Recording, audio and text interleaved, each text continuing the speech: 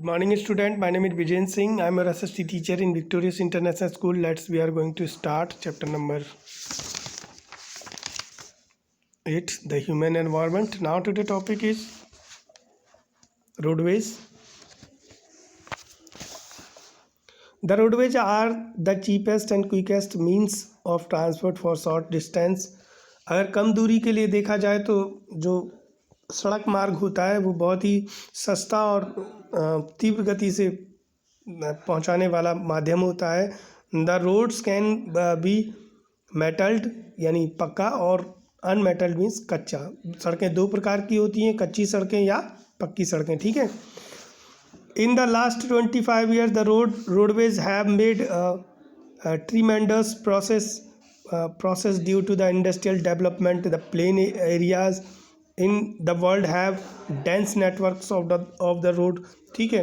तो आप देख सकते हैं जो मैदानी भाग होते हैं वहाँ पर जो है बहुत सड़कों का जो है बहुत घना जाल आपको देखने मिलता है. बहुत सारी सड़कें होती हैं मैदानी भागों में. ठीक है.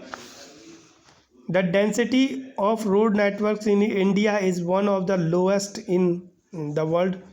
So, lowest in the world. The national highway system has been developed to link the state capitals, port town, industrial towns, and other important cities. तो जो रोड नेटवर्क की डेंसिटी होती है भारत के अंदर अगर देखा जाए तो वो बहुत कम है. विश्व की तुलना में भारत में बहुत कम है. इसके अलावा the national highway system has been developed to link. तो जो नेशनल हाईवे का जो नेशनल हाईवे सिस्टम होता है वो सड़कें बहुत सी स्थानों को आपस में जोड़ती हैं. जैसे कि स्टेट कैपिटल्स होती हैं जो राज्यों की राजधानी होती हैं. इसके अलावा पोर्ट होते हैं, टाउन्स होते हैं, इंडस्ट्रियल टाउन्स होते हैं और कुछ महत्वपूर्ण शहर भी होते हैं जिनको जो है जो नेशनल हाईवेज़ हैं वो एक दूसरे को जोड़ते हैं. आपके सामने एक एग्जांपल है जैसे कि द मनाली ले highway in Himalaya is one of the highest roadways in the world.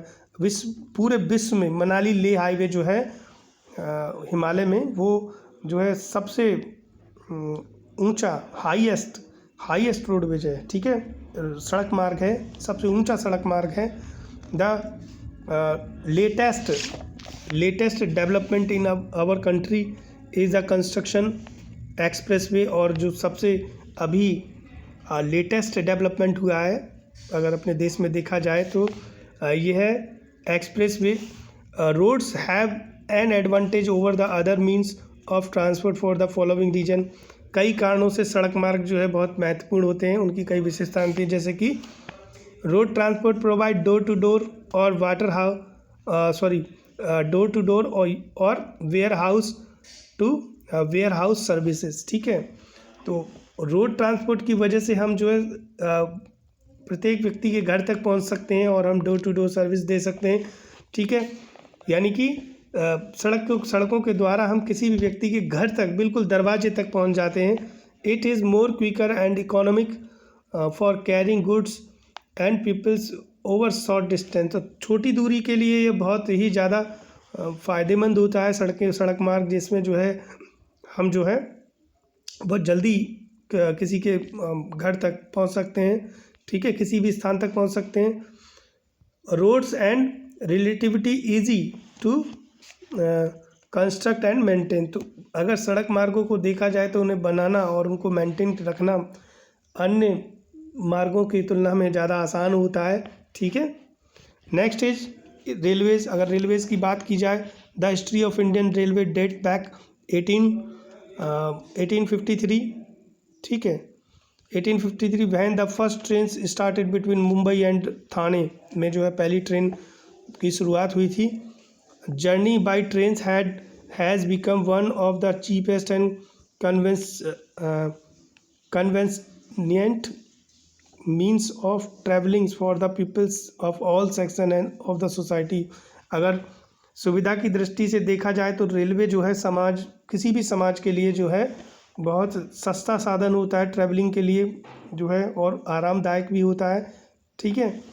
Railway are quick means of transport covering the long distance at low cost. और कम पैसों में आप जो है लंबी दूरी बहुत जल्दी तय कर पाते हैं रेलवे की वजह से. ये संभव हो पाता है कि आप जो है कम पैसों में लंबी दूरी की यात्रा आसानी से कर लेते हैं। The invention of the steam engine and the industrial revolution accelerate the development rail transport. ठीक है, तो ये जो डेवलपमेंट हुआ है रेलवे में, इसका प्रमुख कारण है जब भाप के इंजन की खोज हुई। इसके अलावा इंडस्ट्रियल रेवोल्यूशन, जब उन्नति हुई इंडस्ट्रियल रेवोल्यूशन की, तो जो है रेलवे ट्रांसपोर्ट का भी विकास हुआ। The steam engine were replace by the diesel and electric engine after technology kept developing easily. ठीक है, जब पहले भाप के इंजन चला करते थे, उसके बाद में जो है डीजल इंजन और बिजली के इंजनों ने उनका स्थान ले लिया। Some important feature of railway are as under, जैसे कि इट इज़ ईजियर, कुछ महत्वपूर्ण विशेषताएं रेलवे की हम आपको बताने वाले हैं। It is easier and cheaper to construct railway in the plain than in the mountains. अगर मैदानी इलाकों में देखा जाए तो रेलवे का कंस्ट्रक्शन करना आसान होता है, जबकि पहाड़ी क्षेत्रों की तुलना में। ठीक है, the speed and capacity of railway have been increase by construction multiple tracks and the use of diesel and electric engine. तो जब से इलेक्ट्रिक और डीजल इंजन आया है, तब से जो है रेलवे की क्षमता भी बढ़ गई है। हम जो है ठीक है, अब ज़्यादा क्षमता में सामान को एक स्थान से दूसरे स्थान तक ले जाया जा सकता है। यात्रियों की भी संख्या जो है पहले की तुलना में अधिक हो गई है, और हम बहुत से यात्रियों को जो है एक साथ कई जो है एक स्थान से दूसरे स्थान तक ले जा सकते हैं। They facilitate the carriage of bulky materials in large quantity. तो रेलवे एक बड़ा माध्यम है जिसके माध्यम से आप बहुत बड़े से बड़े सामान को भी एक स्थान से, या ज़्यादा मात्रा में कोई सामान है उसको भी एक स्थान से दूसरे स्थान तक ले जा सकते हैं। Movement of passengers and mails have become easier. तो जो यात्रियों को ले जाना लाना हो, या फिर जो मेल होती हैं, जो बहुत सारी पत्र होते हैं, पार्सल होते हैं, इनको भी जो है एक स्थान से दूसरे स्थान तक पहुंचाना आसान हो गया है। India has largest railway network in Asia. Asia में भारत जो है एक विशाल रेलवे नेटवर्क रखता है।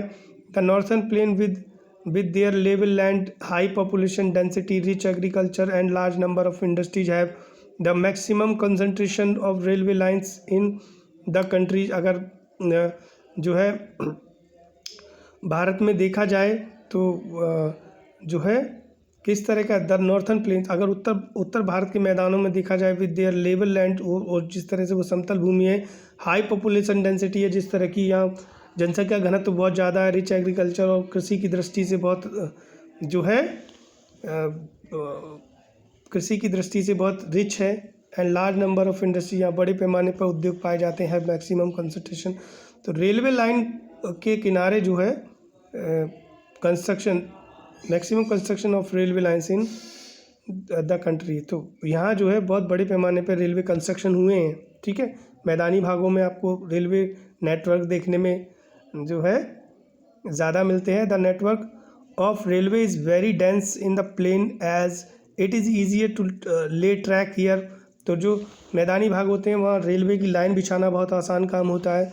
ठीक है, आसान होता है बजाय, बट इन माउंटेन्स रीजन्स और a desert region the network is relatively poor, it is difficult to lay tracks. क्योंकि जो अगर पहाड़ी क्षेत्रों में अगर हम देखते हैं, रेगिस्तानी भागों में अगर हम देखते हैं, तो रेल की जो पटरियाँ बिछाना होता है वो थोड़ा कठिन काम होता है, इसलिए वहाँ नेटवर्क थोड़ा सा कम मिलेगा आपको। Passenger trains are a popular mode of transport in the UK. अगर यूके की बात की जाए तो पैसेंजर ट्रेन्स बहुत पॉपुलर होती हैं यूके, जापान, इन इंडिया। ठीक है, एंड इंडिया, यूनाइटेड किंगडम में, जापान में और इंडिया में जो है पैसेंजर ट्रेन बहुत पॉपुलर होती हैं। In India a number of super fast train have been introduce which have reduce travel time considerably, like the Rajdhani Express and Shatabdi Express. तो इस तरह की दो ट्रेनें हैं जो सुपर फास्ट ट्रेनें हैं। ठीक है, the TGV of France, one of the fastest train in the world. तो ये फ्रांस की जो है सबसे तेज़ गति से दौड़ने वाली ट्रेन है जिसका नाम है TGV। ठीक है, next is railway which run across railway which run across continent and link their two ends are called transcontinental railway। ठीक है, ऐसा रेलवे जो दो महाद्वीपों को एक साथ जोड़ता है उसे हम ट्रांसकॉन्टिनेंटल रेलवे कहते हैं। They are of great economics and political importance. तो ये जो है राजनीतिक और आर्थिक दृष्टि से बहुत महत्वपूर्ण है। The train from Xining to Lhasa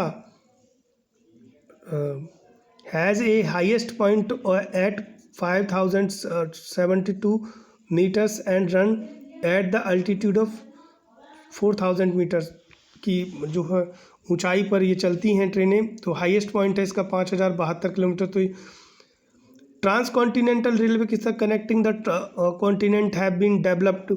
the trans Siberian railway Saint Petersburg to जैसे कि सेंट पीटर्सबर्ग टू व्लादिवोस्टॉक।